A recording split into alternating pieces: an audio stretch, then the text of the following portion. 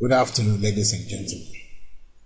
Welcome to Chapter 5 on our MSc RET 558 e-learning on hydropower projects.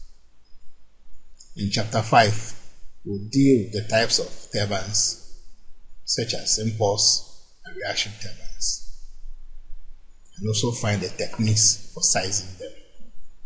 The learning objectives for this chapter is in two folds. It will, among others, explain the difference between the impulse and reaction turbines and the techniques used in sizing the turbines such as Pelton, cross-flow, and turbo turbines. Definition of a turbine. A turbine converts energy in the form of falling water into rotating shaft. This rotating shaft eventually turns a generator and electricity is produced.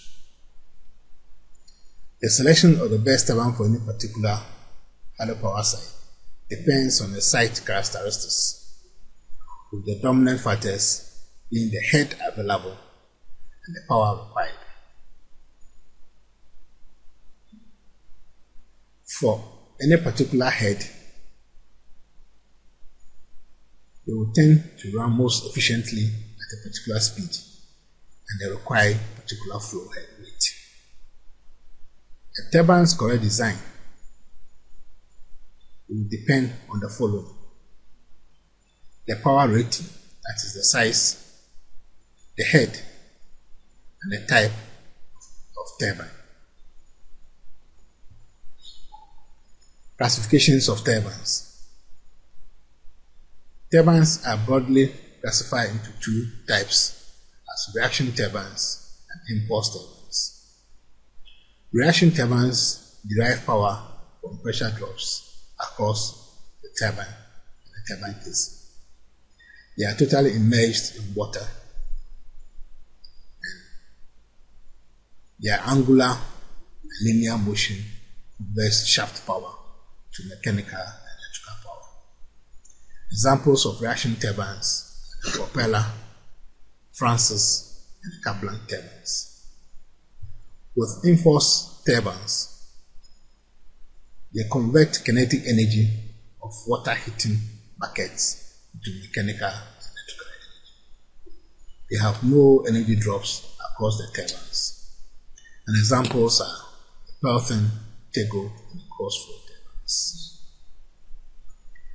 This slide shows typical types of turbines available: the Francis turbines, the propeller turbine, the Tego turbine, the Pelton turbine, the Kaplan, and the cross-flow turbines. This slide shows typical examples of Francis turbines.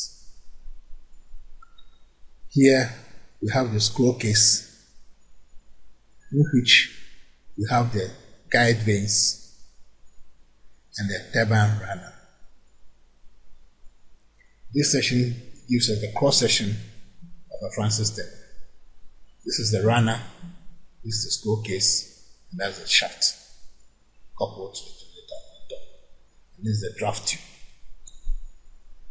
This is a typical picture of a Francis turbine with a horizontally coupled generator.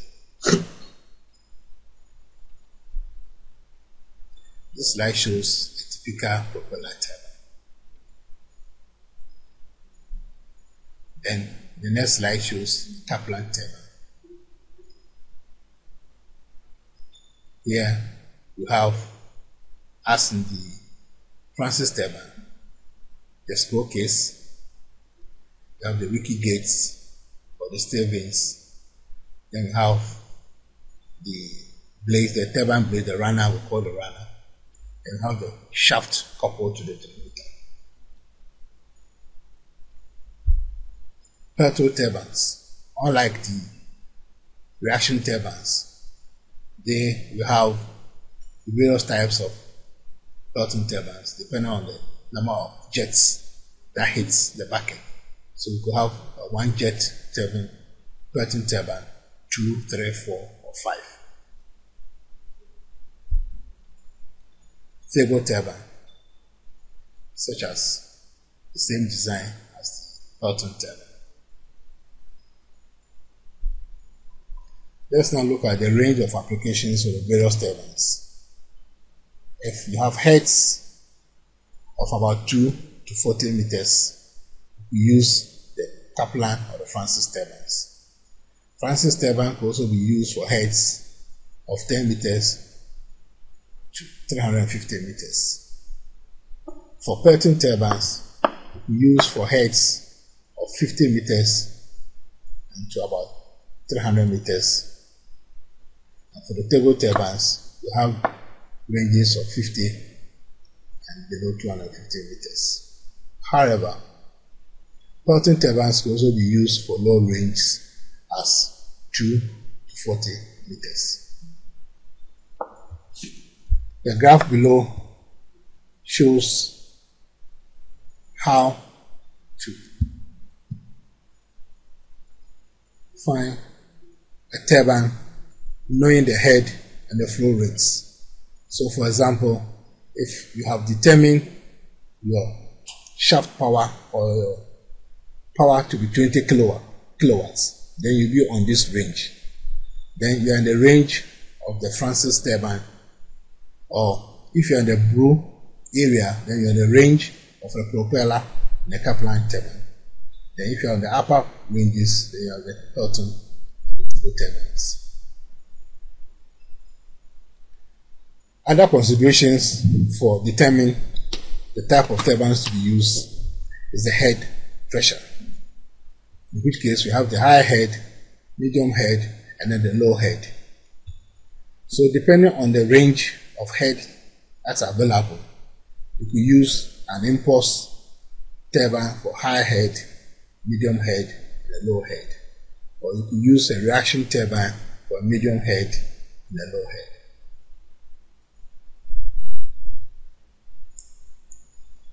For designing of turbine, you could also use and apply first-hand monographs for selection of turbines. That is, you need to know 2 or 3 basic factors. You need to know your head, you need to know your discharge, and then based on your turbine speed, you can now determine the type of turbine that you want to use. Example of this is shown in this slide, where we know our turbine shaft power, we know our head, and given the range of turbine speed that we have, we can determine the type of turbines that we use. Having determined the type of turbine to be used, we could also go in the next slide to determine the diameter of turbine to be used. These are very simple diagrams that aid the first design of turbines.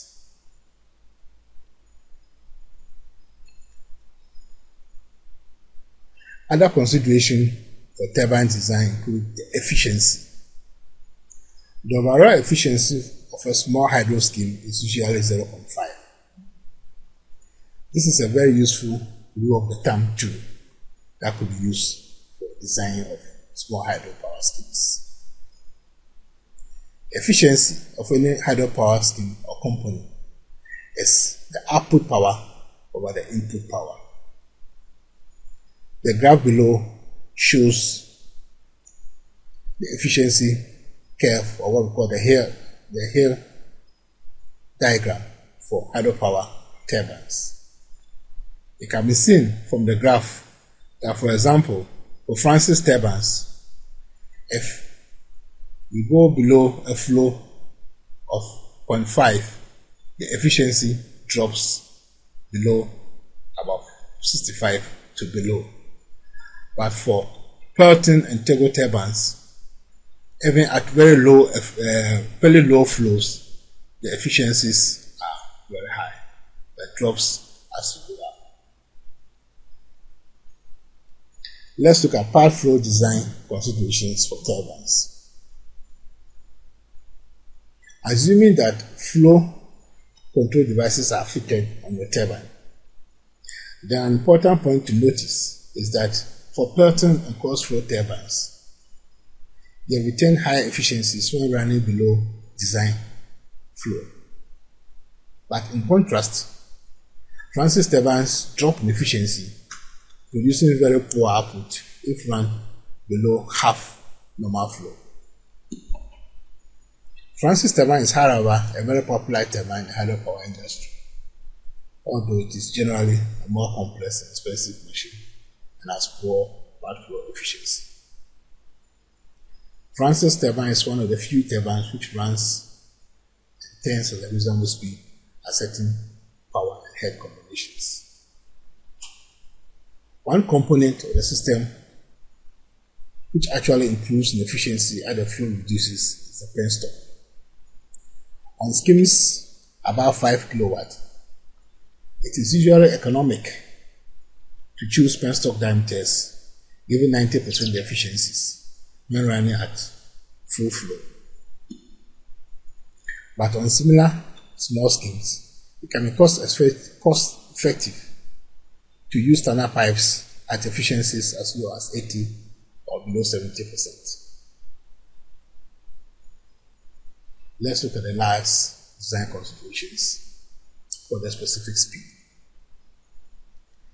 The relationship between head, turbine output, actual turbine speed is expressed by the following equation.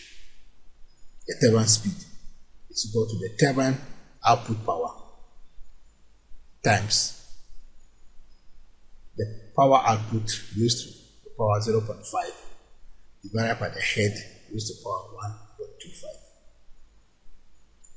This applies to all turbines and is a constant figure which describes a particular machine as it's fabricated, running at its design peak efficiency. This is a value that is supplied from the turbine manufacturer for all types of turbines. Large or small turbines of the same shape will have identical speed numbers.